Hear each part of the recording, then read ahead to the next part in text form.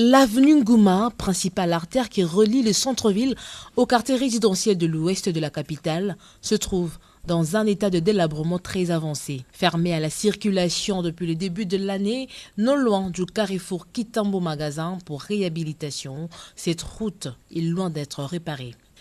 Le calvaire des automobilistes a affecté le premier citoyen du pays qui a décidé de vivre lui-même cette situation et prendre des mesures qui s'imposent. Le chef de l'État, Félix-Antoine Tshisekedi Tshilombo, s'est rendu compte de la lenteur des travaux et de la mauvaise qualité des travaux d'aménagement des trottoirs pour piétons et autres caniveaux. Le président de la République a interpellé les entrepreneurs et instruit les équipes de l'OVD à faire diligence pour soulager la peine des populations des quartiers de l'ouest de la capitale.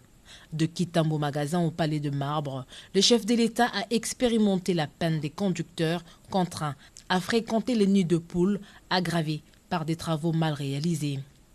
Les travaux débutés avec trombe se sont estampés au fil du temps et l'entreprise ayant gagné ce marché de l'hôtel de ville a disparu. Comme si cela ne suffisait pas, les entrepreneurs ont fermé les autres voies de secours pour contraindre tout le monde à emprunter le bouchon de Ngouma. Les conséquences de cette situation sont très nombreuses. Carambolage de véhicules et mototaxis, énervement, stress et surtout le retard. Le cas de l'avenue Ngouma est symptomatique d'une situation assez généralisée dans la capitale.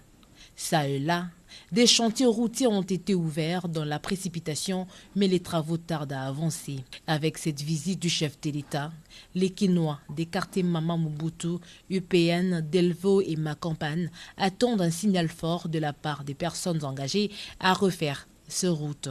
Entre-temps, la situation est devenue intenable.